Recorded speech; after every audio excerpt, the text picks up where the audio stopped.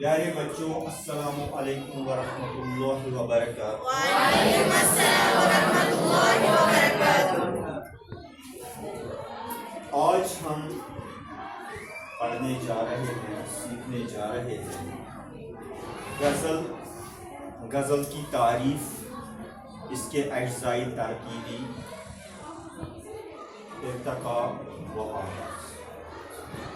یعنی آج ہم غزل کے متعلق ہر ایک چیز سیکھنے کی کوشش کریں گے، کیونکہ اکثر ایسا ہوتا ہے کہ ہم چیزوں کو صرف زبانی طور پر رکھ لیتے ہیں، اس کا کوئی فائدہ نہیں ہے۔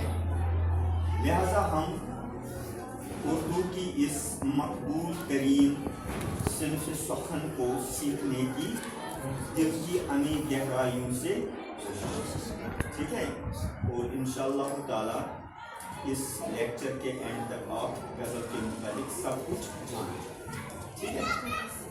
تو سب سے پہلے ہم سیکھنے کی کوشش کریں گے کہ یہ جو غزل ہے اس کے لغوی معنی کیا ہے، اس کے لغوی معنی کیا ہے۔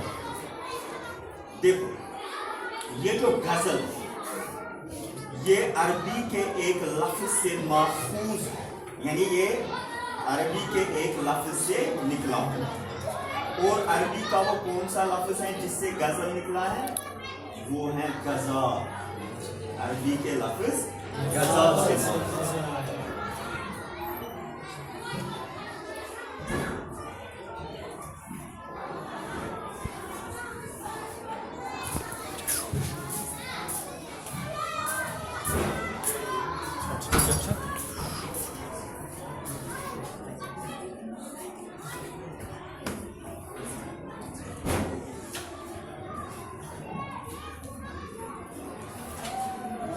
ہم کیا سیکھ رہے ہیں؟ پہلے غزل کے لغوی معنی کیا ہے۔ غزل جو ہے یہ عربی زبان کے لفظ غزال سے نکلا ہوا ہے یا ماخوذ، ٹھیک ہے بیٹا؟ تو چلو اب یہ جاننے کی کوشش کرتے ہیں کہ عربی زبان میں غزال کس چیز کو کہا جاتا ہے۔ عربی زبان میں غزال ہرن کو کہتے ہیں، عربی زبان میں ہرن کو کہتے ہیں۔ غزال عربی زبان میں ہرن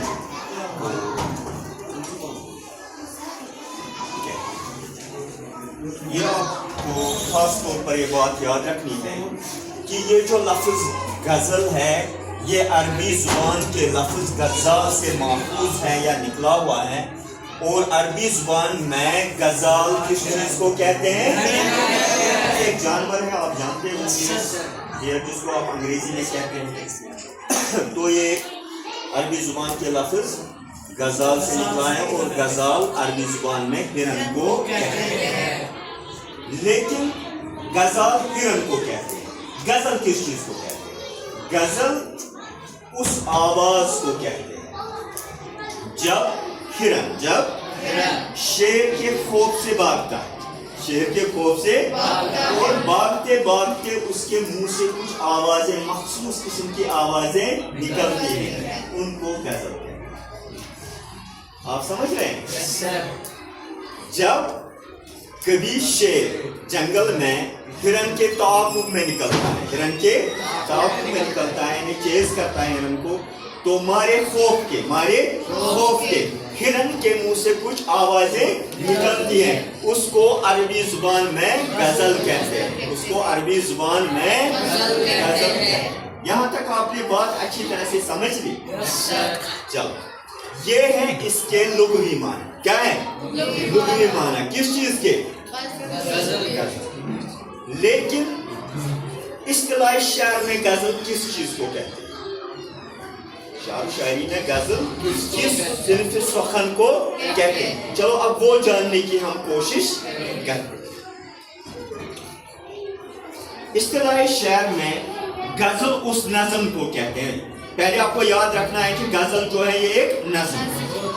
غزل اس نظم کو کہتے ہیں جس کے پہلے شعر کے دونوں مصرے ہم ردیف اور ہم قافیہ ہوتے ہیں، हम काफिया या हम रदीफ होते हैं, लेकिन बाकी अशार में ये कैद नहीं, वो हम काफिया हम रदीफ हो भी सकते हैं नहीं।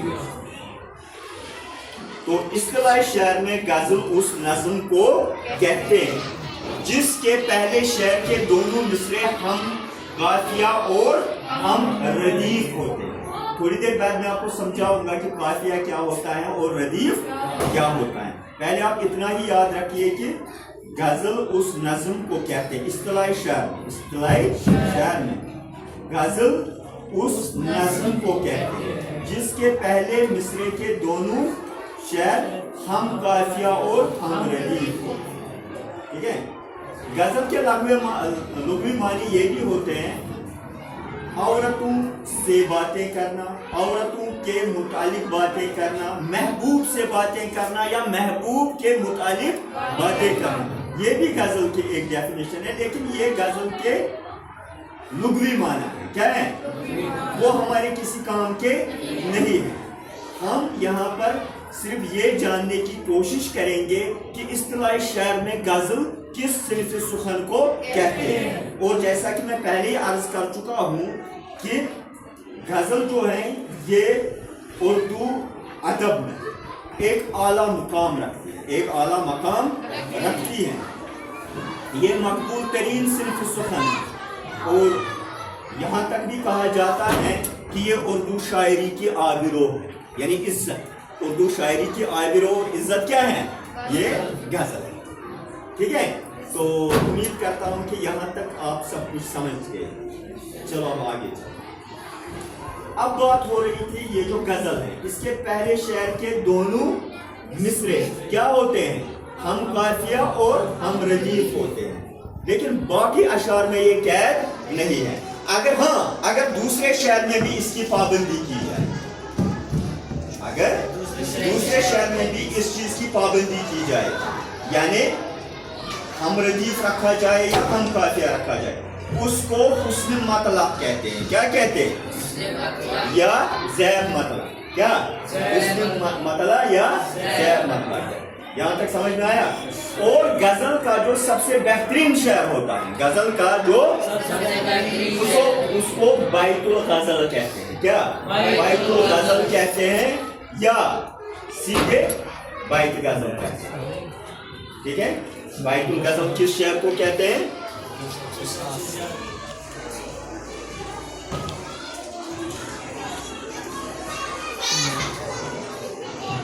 उसको बैतुल गजल कहते हैं। किसको, उस शेर को जो सबसे बेहतरीन शेर होता है गजल में, उसको बैतुल गजल कहते हैं।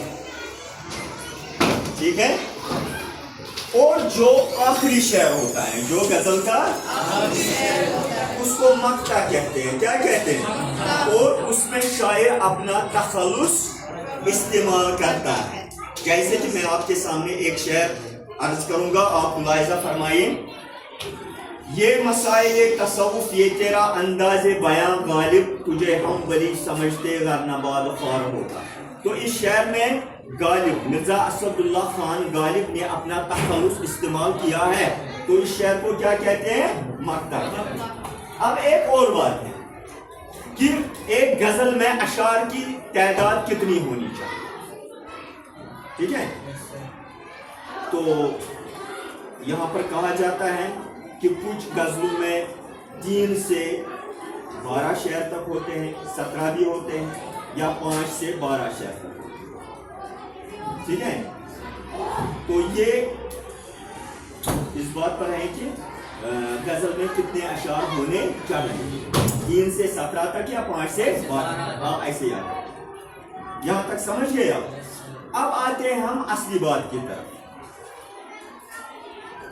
काफिया और रदीफ। काफिया क्या होता है और रदीफ क्या होता है, आपको पता है पहले से कुछ इस बारे में। चलो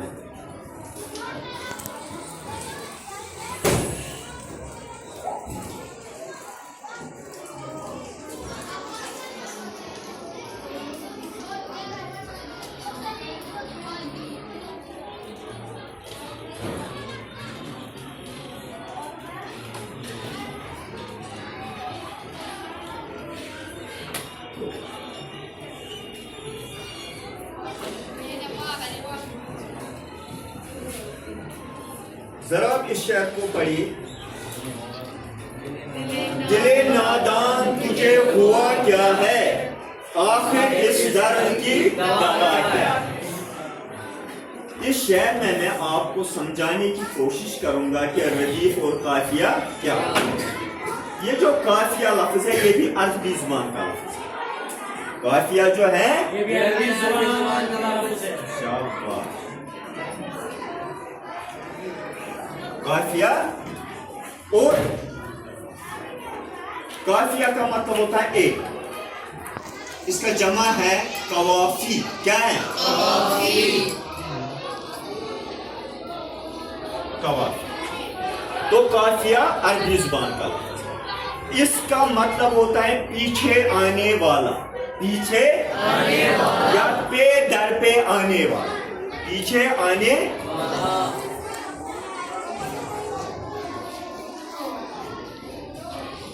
پیچھے آنے والا یا پے در پہ آنے, پیچھے آنے والا یا پے در پہ آنے والا. ٹھیک ہے, اس کو قافیہ کہتے ہیں. تو اصطلاح شعر میں قافیہ کس چیز کو کہتے ہیں؟ قافیہ کہتے ہیں جو ردیف, جو آخری لفظ ہوتا ہے ردیف سے پہلے. کسی شعر میں جو آخری لفظ ہوتا ہے ردیف سے پہلے, یہ ہم وزن, یہ اور ہم آواز ہوتا ہے. ہم وزن اور ہم آواز ہوتا ہے. سمجھاتا ہوں میں آپ کو کیسے. دل نادان تجھے ہوا کیا ہے, آخر اس درد کی دوا کیا ہے. ہوا دوا, ہوا یہ قافیہ, یہ ہوا دوا. کیونکہ یہ دو لفظ, ان دو لفظوں کو آپ غور سے دیکھیے, ان دو لفظوں کو آپ غور سے دیکھیں, ان کا تجزیہ کیجیے, آپ کو پتہ چل جائے گا کہ یہ ہم آواز ہونے کے ساتھ ساتھ ہم وزن بھی ہیں. جیسے ہوا دوا جیسے ہوتا ہے نا, نام بام قام گام شام, یہ ایسے الفاظ ہیں جن کو ہم وزن الفاظ کہتے ہیں اور ہم آواز الفاظ کہتے ہیں. تو یہ ردیف کہلاتا ہے, یہ قافیہ کہلاتا ہے. یہ قافیہ. ہوا اور دوا کیا ہے؟ قافیہ. اب کیا ڈھونڈنا ہے؟ ردیف. اور قافیہ کے بعد جو آتا ہے ردیف بھی عربی زبان سے ہی نکلا ہے. ردیف لفظ بھی کس زبان کا لفظ ہے؟ اس کا مطلب ہوتا ہے اونٹ کے پیچھے بیٹھنے والا یا گھوڑے کے پیچھے بیٹھنے والا. اونٹ کے پیچھے بیٹھنے والا یا گھوڑے کے پیچھے بیٹھنے والا, ان کو ردیف کہا جاتا ہے. اور اصطلاح شعر میں ردیف ان ہم آہنگ, ہم آواز اور ہم وزن الفاظ کو کہتے ہیں جو شعر کے آخر میں آتے ہیں. یہاں پر آخر میں کیا ہے, کیا ہے, کیا ہے, یہ دونوں ردیف ہیں, یہ دونوں ردیف ہیں, کیونکہ یہ بھی ہم آواز اور ہم وزن ہے. یہ بات آپ کی سمجھ میں آئی؟ یہ دونوں لفظ کیا ہیں, ہم آواز اور شعر کے آخر میں آتے ہیں. ٹھیک ہے. تو یہاں پر آپ کو ایک اور بات خاص طور پر یاد رکھنی ہے کہ جو ردیف ہیں یہ یک لفظی ردیف بھی ہو سکتا ہے. یک لفظی کا مطلب ہوتا ہے جس میں صرف ایک لفظ آتا ہو, یا کثیر لفظی الفاظ بھی ہوتے ہو, اس میں ایک سے زائد الفاظ بھی آتے ہیں. یہاں پر دیکھیں گے آپ, قافیہ جو ہے وہ ایک لفظ ہے, ردیف جو ہے یہاں پر دو لفظ آئے. بات سمجھے آپ؟ تو یہ جو ردیف اور قافیہ, چلو ہم کوئی اور شعر لیتے ہیں. بس کہ دشوار ہے کسی کام کا آسان ہونا.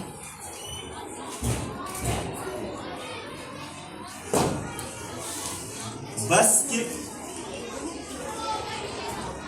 دشوار ہے کسی کام کا آسان ہونا. آدمی کو بھی میسر نہیں ہے انسان ہونا.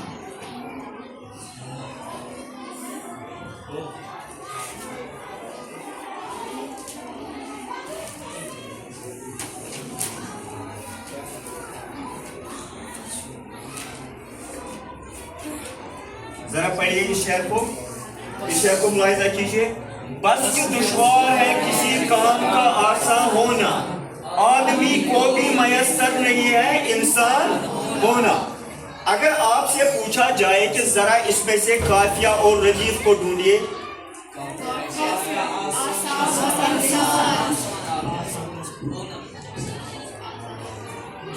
کہ دشوار ہے کسی کام کا آسان ہونا، آدمی کو بھی میسر نہیں انسان ہونا.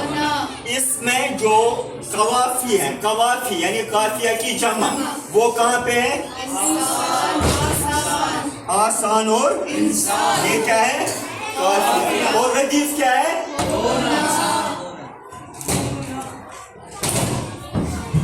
ٹھیک ہے. ہم اکیلے ہی چلے تھے جانب منزل مگر، ہم اکیلے ہی چلے تھے لوگ ملتے گئے اور کارواں بنتا گیا. بتانے کی زحمت گوارا کریں گے کہ کس شاعر کا یہ شعر ہے. بہت مشہور شاعر ہے، کئی فلموں کے لیے گانے بھی لکھے ہیں اس نے. مجروح سلطان پوری، مجروح یہ ان کی غزل کا ایک مشہور شعر ہے، بہترین شعر ہے، اس لیے اس کو بیت الغزل کہہ سکتے ہیں. ٹھیک ہے. تو اب ہم تھوڑا اس کا اعادہ کرتے ہیں. اعادہ سمجھتے ہو؟ چلو اس کو ریپیٹ کرتے ہیں. سب سے پہلے آپ کو غزل کے لغوی معنی یاد رکھیں. اس کے لغوی معنی کیا ہے؟ غزل کا جو لفظ ہے یہ عربی زبان کے لفظ غزال سے نکلا ہے. عربی زبان میں غزال گرن کو کہتے ہیں، اور غزل اس آواز کو کہتے ہیں جو گرن کے منہ سے اس وقت نکلتی ہے جب اس کے پیچھے شعر لگ جاتا ہے اور شعر کے خوف سے وہ ایسی آوازیں نکالتا ہے. اور غزل کے لغوی معنی یہ بھی ہے عورتوں سے بات کرنا، عورتوں کے بارے میں بات کرنا، محبوب سے بات کرنا، محبوب کے بارے میں بات کرنا، ہے نا. لیکن اصطلاح شعر میں غزل کس کو کہتے ہیں؟ اصطلاح شعر میں غزل اس نظم کو کہتے ہیں جس کے پہلے شعر کے دونوں مصرے ہم قافیہ اور ہم ردیف. اگر کوئی غزل ایسی ہے کہ اس میں جو دوسرا شعر آتا ہے اس میں بھی اس کی قید رکھی جائے، یعنی اس کی پابندی کی جائے، وہ ہم قافیہ اور ہم ردیف ہو، اس کو حسن مطلع یا زیر مطلع کہتے ہیں. تو غزل کے پہلے شعر کو کیا کہتے ہیں؟ مطلع. اور آخری شعر کو کیا کہتے ہیں؟ مقطع، جس میں شاعر اپنا تخلص بیان. جیسا کہ میں نے ابھی تھوڑی دیر پہلے ایک شعر آپ حضرات کے سامنے عرض کیا، یہ مسائل تصوف یہ تیرا انداز بیان غالب تجھے ہم ولی سمجھتے گر نباد خار ہوتا. ٹھیک ہے. تو ایک غزل میں کتنے شعر ہو سکتے ہیں یا ہوتے ہیں؟ 3 سے 17 یا 5 سے 12. ٹھیک ہے. یا کم سے کم 5 ہونے چاہیے، تو زیادہ سے زیادہ کی کوئی قید نہیں. غزل کا جو سب سے بہترین شعر ہوتا ہے اس کو کیا کہتے ہیں؟ بیت الغزل. ٹھیک ہے. اور جس شعر میں شاعر اپنا تخلص بیان کرتا ہے اس کو کیا کہتے ہیں؟ مقطع. چلو، تو قافیہ کس کو کہتے ہیں؟ قافیہ کس زبان سے نکلا ہے؟ عربی زبان سے. لفظ قافیہ عربی زبان سے نکلا ہے. اس کے قافیہ کا جو جمع ہے وہ کیا ہے؟ قوافی. اور قافیہ اس کے لغوی معنی کیا ہے؟ پیچھے آنے والا یا پیٹ پہ آنے والا. لیکن اصطلاح شعر میں قافیہ ان الفاظ کو کہتے ہیں جو آخر میں، جو شعر کے آخر میں ردیف سے پہلے آتے ہیں. ردیف سے. اور یہ الفاظ آپس میں ہم آواز اور ہم وزن ہوتے ہیں. ٹھیک ہے. تو جو آخری الفاظ ہوتے ہیں شعر کے، جو ہم آہنگ ہوتے ہیں، ہم آواز، ہم وزن ہوتے ہیں، ان کو ردیف کہتے ہیں. اور ردیف کا لفظ بھی عربی زبان سے ہی آیا ہے. ردیف کا لفظ بھی عربی زبان سے آیا ہے. اور اس کے معنی کیا ہوتے ہیں؟ اونٹ کے پیچھے بیٹھنے والا یا گھوڑے کے پیچھے بیٹھنے والا. چلو اب اس کی تاریخ کی طرف آتے ہیں، ارتقاء آغاز کے بارے میں تھوڑا پڑھتے ہیں. دیکھو یہ جو غزل ہے یہ عربی زبان سے فارسی زبان میں آئی. آج سے 400-450 سال پہلے یہ کہاں سے؟ عربی زبان سے. فارسی زبان. کیسے وہ میں سمجھاتا ہوں. عربی میں قصیدے لکھے جاتے تھے اور قصیدے کے شروعات میں تشبیب ہوتی تھی. قصیدے کے شروع میں تشبیب ہوتی تھی. ایک دن وہ تشبیب قصیدے سے غائب ہو گئی، کٹ گئی، اور اس نے کس کا روپ دار لیا؟ کس کی شکل اختیار کی؟ نہیں، غزل کی. اور غزل سے یہ صرف سخن فارسی زبان سے پہلے یہ عربی سے فارسی میں آئی، اور فارسی سے اس نے اردو کا سفر جو ہے حضرت امیر خسرو کے دور میں کیا. یعنی امیر خسرو کے دور میں غزل جو ہے یہ فارسی سے اردو میں. آپ نے سمجھا؟ تو غزلیں جو ہیں، غزلوں کے مشہور شاعر گزرے ہیں، آپ نے سنا ہوگا مرزا اسد اللہ خان غالب ہیں، میر تقی میر ہیں، مرزا محمد رفیع سودا ہیں، یا حیدر علی آتش. یہ بڑے استاد گزرے ہیں غزل کے. ٹھیک ہے، تو یہاں تک کہ میر تقی میر کو غزل کا امام کہا جاتا ہے. کیا کہا جاتا ہے؟ تو اب میں یہ امید رکھتا ہوں کہ یہ سب سننے کے بعد ہم نے ہر ایک اجزاء ترکیبی کی جو ہے وہ کھل کر تشریح کی ہے، تو آپ سب کچھ سمجھ چکے ہوں گے غزل کے بارے میں. تو اگر آپ میں کوئی سوال پوچھنا چاہتا ہے مجھ سے تو ہم حاضر خدمت ہیں. ٹھیک ہے کہ ہم انشاءاللہ تعالی کل دوسرے سیشن میں سیکھیں گے. ٹھیک ہے، خدا حافظ، فی امان اللہ. اللہ آپ کا حافظ ناصر.